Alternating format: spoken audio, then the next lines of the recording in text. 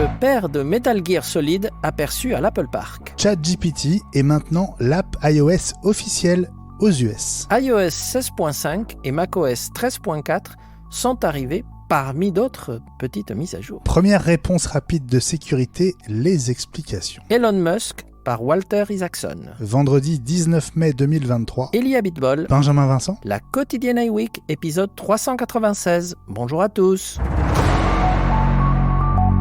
Les tournages en prévision du spécial event du 5 juin prochain sont en cours autour de l'Apple Park. Des pancartes qui interdisent le périmètre expliquent qu'un tournage a lieu. Ces pancartes ont été vues ces derniers jours et diffusées sur Twitter. Et un invité de marque a lui aussi été aperçu cette semaine à l'Apple Park, selon Mark Gurman de Bloomberg. Il s'agit d'une légende du jeu vidéo, Hideo Kojima, le créateur de la franchise Metal Gear, et notamment de Metal Gear Solid en 1998. Kojima vient de lancer son propre studio pour sortir Death Stranding 2, la suite du jeu de simulation lancé via Amazon Prime. Alors, avec la WWDC qui approche, on pense évidemment à un portage sur Mac et pourquoi pas au casque de réalité mixte. Ça serait vraiment énorme parce qu'effectivement, même moi qui ne suis pas un amateur de jeux vidéo, je connaissais Kojima et je l'ai même vu défiler devant mes yeux pendant des heures, puisque figure-toi qu'évidemment mon fils a joué à tout ce qu'il a fait et pour lui c'est un des grands noms, donc je connais par cœur les images de Metal Gear Solid, mais je connaissais pas par contre Death Stranding. Donc juste avant l'émission, j'ai regardé un peu, c'est très gore, hein, c'est la bande-annonce de Death Stranding 2, c'est très très gore, hein. Mais bon, il y a des amateurs pour ça et ça serait énorme si ça venait à être porté sur Mac. Et surtout, comme lui, il est très très très à la pointe de tout ce qui est 3D, de tout ce qui est réalité. Enfin, il fait des choses qui, on dirait des films, hein. Donc, s'il sortait un titre sur le casque Apple, ça serait magique parce qu'il y a des gens qui sont capables de l'acheter juste parce que c'est là.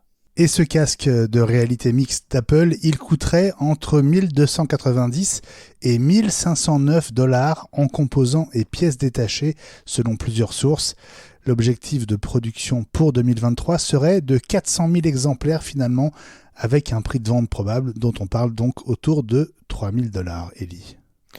Oui, c'est assez logique, hein. On a l'habitude de voir des études sur le prix des composants d'un iPhone ou d'un Mac. Et là, il y a une différence quand même de 300 $, mais suivant les 200 sur 2-3 des études. Mais 200 à 300 $ d'écart, c'est en même temps beaucoup et en même temps, il suffit qu'un des composants soit un peu plus nouveau ou abouti ou expérimental pour que ça grimpe immédiatement quand tu le multiplies par le nombre d'exemplaires. Donc, ça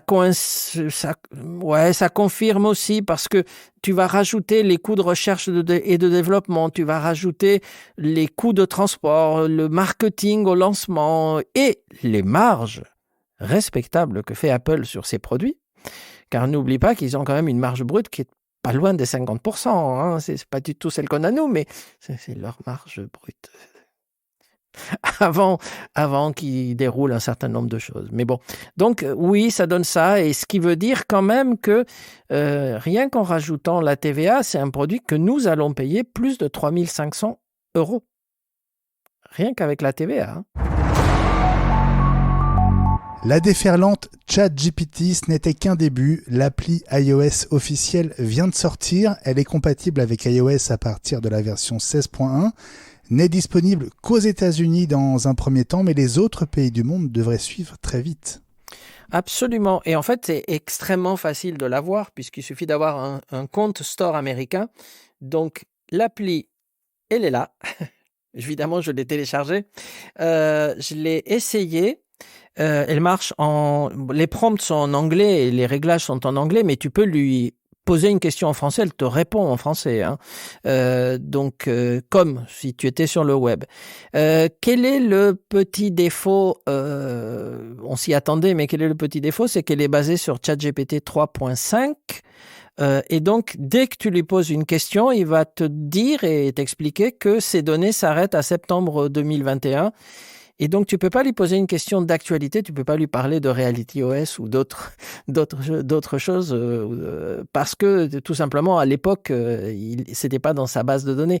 Et je l'ai immédiatement essayé en posant les mêmes questions sur ChatGPT et sur Bing. Bing évidemment me répond des choses beaucoup plus récente parce que d'abord il est connecté à Internet et ensuite parce que il est basé sur ChatGPT 4. Donc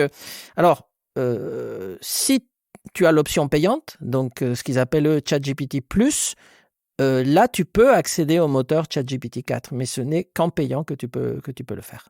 Mais en tout cas c'est une très bonne nouvelle parce qu'il y avait tellement de fausses applis avec arnaque, parce qu'ils te disent gratuit, dernière version de ChatGPT, etc. Et ensuite tu commences par payer, tu payes un in-app, etc. Et en fait c'est juste des gens qui ont obtenu des clés de développement que tu peux avoir toi-même si tu es développeur et qui te font accéder au ChatGPT normal. Donc là, au moins, on a une API officielle et c'est très très bien. Et bientôt en France, espérons. Et bientôt ChatGPT 4, encore mieux. ChatGPT qui serait interdit chez Apple selon le Wall Street Journal, qui évoque le développement en cours d'une technologie similaire à Cupertino.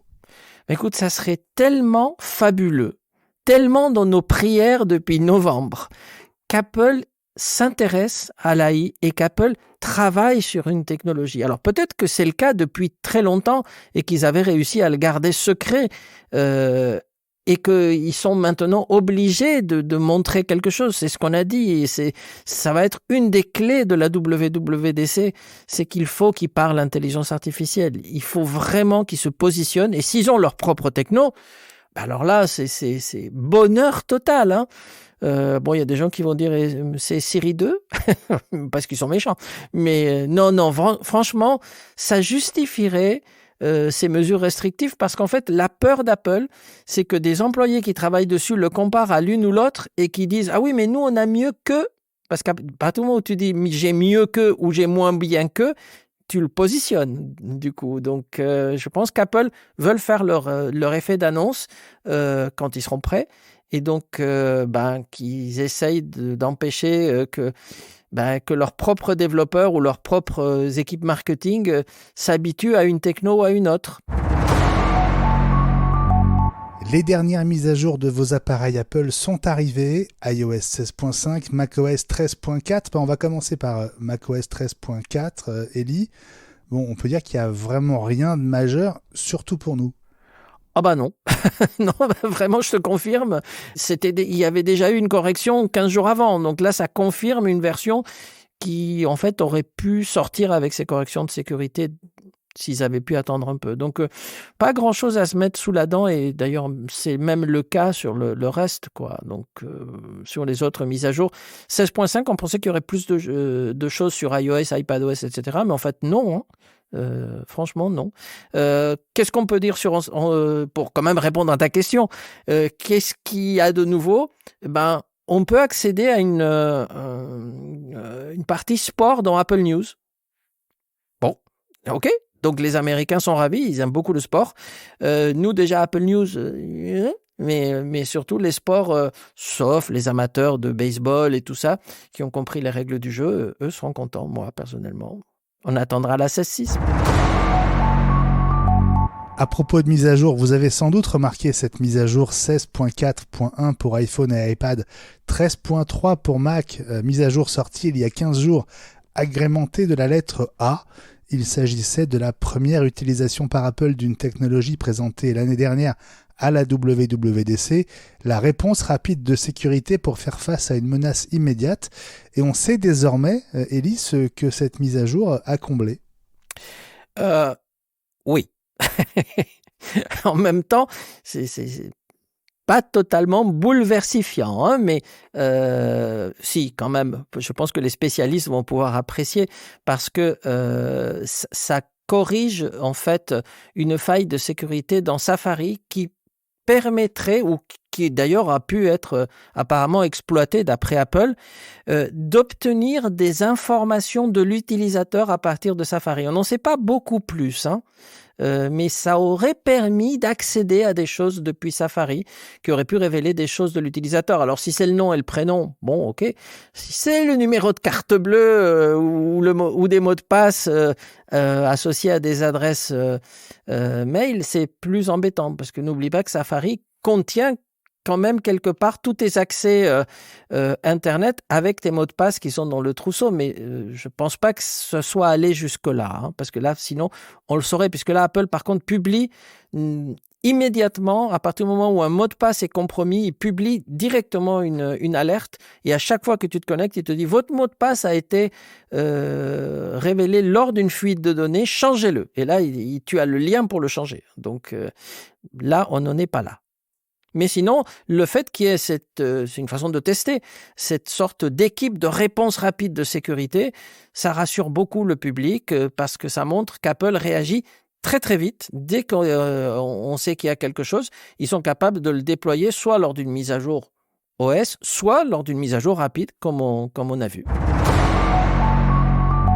Et puis, si Elon Musk vous intéresse, une première biographie française sort ce vendredi chez Robert Laffont.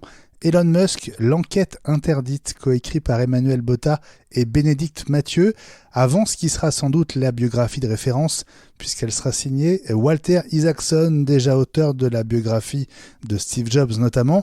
Il a passé 2 ans à suivre Elon Musk. Les éditions Fayard annoncent la sortie de la version française pour le 13 septembre prochain, soit le lendemain de la sortie US.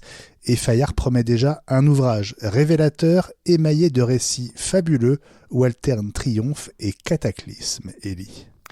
Mais oui, je pense qu'on lira les deux, parce que déjà, pour passer l'été, on peut lire une petite première bio française, hein, pourquoi pas. Mais vraiment, on va attendre avec grande impatience le mois de septembre qui, décidément, va être plein de révélations, puisque le 13 septembre, c'est une des dates pendant lesquelles on pourrait voir l'annonce des iPhones et de plein d'autres choses, hein, Apple Watch, enfin bref, les annonces habituelles de septembre. Mais Elon Musk est quelqu'un qui est extrêmement ouvert. Lorsqu'il a dit oui à un journaliste, il cache rien, en fait, hein, donc il peut lui faire vivre un crash de fusée ou un plantage ou un problème dans l'usine, etc. Donc s'il l'a suivi pendant 2 ans, il a dû en voir vraiment des choses exceptionnelles. Et puis, comme il cache pas quand ces fusées explosent, hein, donc on peut avoir une biographie, ou en tout cas une biographie jusqu'à présent, puisqu'il est encore en pleine forme, le garçon, assez explosive. Et puis Élie, tu voulais apporter une rectification précision à propos d'un nouveau produit Yves dont tu nous as parlé mardi. Et oui, et je commence par demander pardon à nos auditeurs, et je dis mea culpa, mea grandissima culpa, parce qu'en fait je me suis un peu précipité sur l'annonce de ce contrôle de volée chez Yves, parce que ils l'ont fait en deuxième annonce et avec une photo où on voit un store avec des lamelles. Et donc, j'en ai conclu que, puisqu'ils ont parlé aussi d'ensoleillement, etc. dans l'annonce, que ça servait à ça. Et maintenant que j'ai le produit officiel, que j'ai eu Yves, on a échangé des informations, etc. En fait, ce qu'ils ont annoncé, c'est un interrupteur qui permet de faire monter et descendre des stores. Et donc, bien sûr, il y a la fonction monter-descendre. Bon, ok, ça c'est classique, hein, c'est 2 boutons, mais il y a aussi le fait que ça peut être déclenché par un scénario en fonction de l'heure de la journée, voire même en fonction de l'ensoleillement, si on a le produit Yves qui va bien, hein. Donc avec le scénario, si le Yves Weather ou Yves Room dit que il fait un soleil de plomb, on peut décider à ce niveau-là de baisser un store par un scénario. Donc ça fait le job, mais ce n'est pas le produit auquel je pensais. Voilà, donc désolé, je me suis un peu précipité. Tu es pardonné, Élie. Merci. La quotidienne iWeek Reviens lundi.